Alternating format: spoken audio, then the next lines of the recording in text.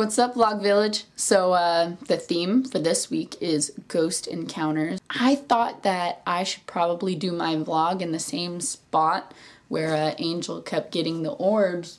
So maybe not. We'll see some ghost activity in this video. I haven't seen any yet. Like, I was sitting here doing my makeup with the camera rolling, just hoping to get something, and there's nothing. So maybe the ghost decided to have, you know, a night on the town.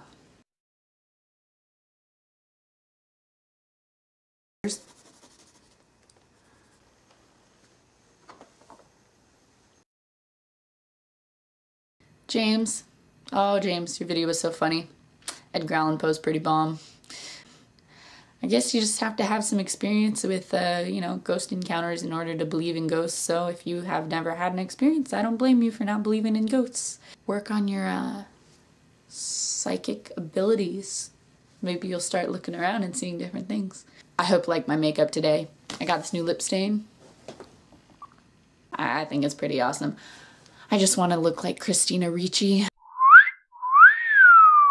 She's the hottest goth ever. Speaking of Casper, I have a few ghost stories to talk about. One early morning, I woke up and got in the shower, got out. I was in my room eating some cereal. My cat, Beast, he had wandered out the door, and all of a sudden I heard this kind of water noise, and I immediately thought, oh my god, he's drinking out of the sink or the toilet. So I get up and I go and I open the door and I look down, and Beast is sitting right there on the floor. I listen. In the kitchen, I walk into the kitchen. My roommate Courtney, she was gone. She showers at, 7:30 a.m. and is gone. That's way before my awaking time. And then Gary, who lives over there, is just in his door, behind the door shut. I don't know if he's home or not, but he's probably sleeping. But somehow, the sink has been turned on to a steady flow. I don't know. So that was one thing. And then apparently while Angel was visiting, we had a party and the sink in the bathroom had been on full blast, just overflowing. They turned it off. They're like, who turned this on? Who turned this on? And everyone was like, no, not me, not me. While we were Ouija boarding, while we were here, we asked if the spirit turned the sink on that night, and she said, yeah.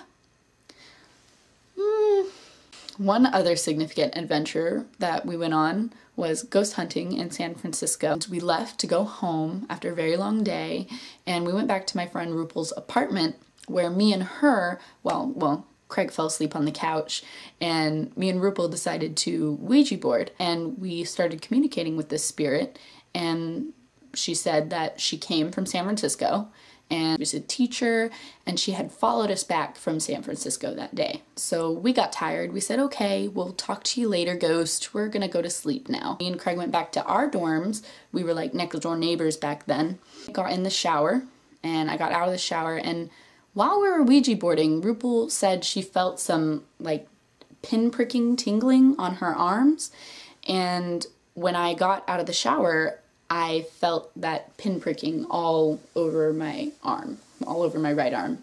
And I was like, okay, that's a little creepy. I got my pajamas on and I told my roommate, Katie Doyle, about our adventures.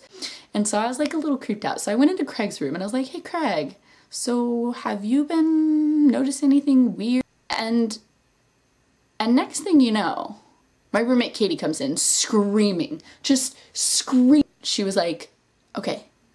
My travel alarm was, the little travel alarms that you put on your bedside, and, just a clock with an alarm on it. My alarm was not set, and it doesn't have any batteries in it, but the alarm just went off.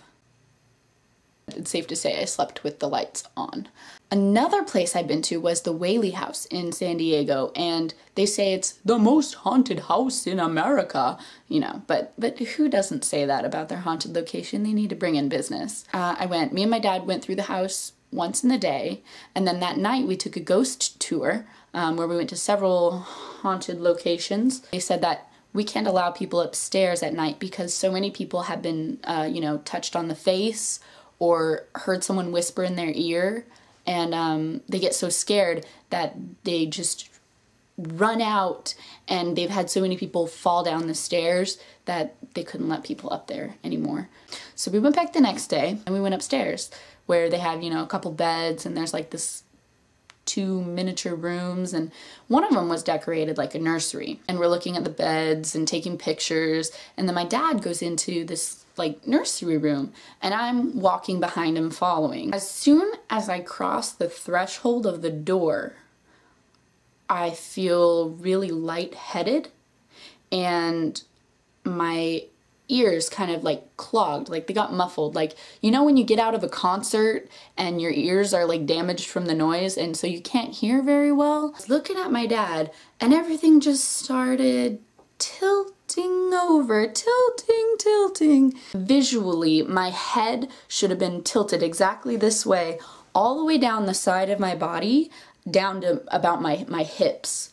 And I was looking up at my dad at that point, and everything was just curved. I'd been just melted to the side like some freaking Dolly painting with the melted watches. I don't even know if my head was tilted or not, but I was just standing there and my dad said something to me and it was like, wah, wah, wah, wah, wah. He went to walk out of the room and I don't know if he kind of, you know, nudged me back or something, but as soon as I went back out of the threshold, I just...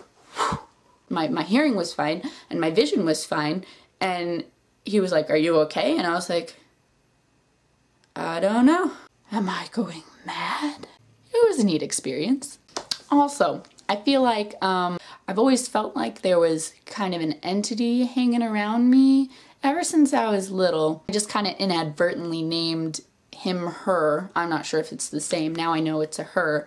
But I named him Fred. We were in Nevada visiting my aunt, and my other aunt, who's only a year older than me, was with us. And it was me, her, my little sister, and 2 of my little cousins were all playing outside in like the little playground tree house. We were out there at night, and me and my aunt noticed, you know, down the street there was this lamplight that kept going off and going back on again. Won't this be a great little joke? Hey, do all of you guys see that lamppost over there turning off and on? Well, that's my friend Fred, and he's a ghost, and he has been turning it off and on for fun.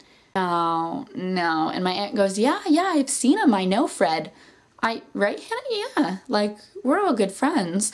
We yell down the street, we say, "Hey, Fred! Hey, can you turn the light back on?" And it came on, and we're standing there, and all the kids are going, no, that was an accident. That's just silly. And we go, oh, hey, Fred, turn the light back off, would ya? And it went off. This really happened at least 4 times. The light went on and off when we told it to. It wasn't like going on and off at certain intervals. There was no time that it was going on and off. It was just going on and off. And I don't even know if I can count that as a, you know, ghost experience, because it could have just been the amazing luck that some pranksters get, and their pranks just work out perfectly. Kind of like my fake ghost story, my possibly real fake ghost story.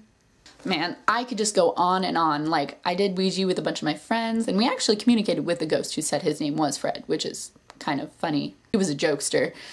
He is deeply in love with my old roommate Katie Doyle and wants to marry her. I think that the spirit world is a really interesting thing. I love ghost hunters and you know, shows like that. I love celebrity ghost stories. I love that show.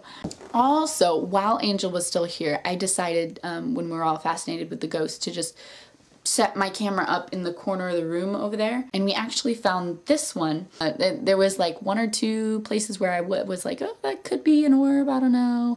But this one was really neat because my cat Beast, who lately he's been looking around the room a lot.